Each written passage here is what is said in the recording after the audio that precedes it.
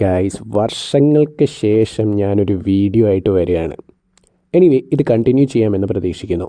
Inter Miami versus Toronto മത്സരം.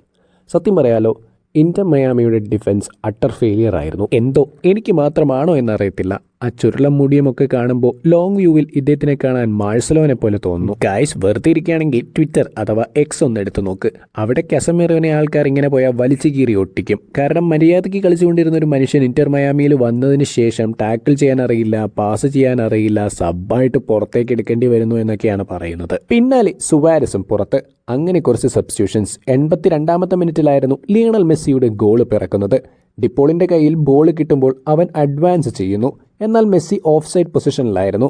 Defensive line automatically adjust ആവുന്ന തക്കം നോക്കി മെസ്സിയും ഓൺ സൈഡ് എത്തി. അപ്പോൾ മെസ്സിനെ മാർക്ക് ചെയ്ത ഡിഫൻഡറിന്റെ ഭാഗത്തു നിന്ന് ഒരു ചെറിയ പിഴവ്. മെസ്സി കുതിക്കുന്നു, ഡിപ്പോൾ പാസ് വയ്ക്കുന്നു, ഗോളൊക്കെ അടിച്ചു. ടൊറന്റോയുടെ ക്ലീൻ ഷീറ്റും തകർത്തു. പക്ഷെ കാര്യമുണ്ടായില്ല. നേരത്തെ 2 ഗോളുകളാണ് ഇന്റർ മയാമി വഴങ്ങിയത്.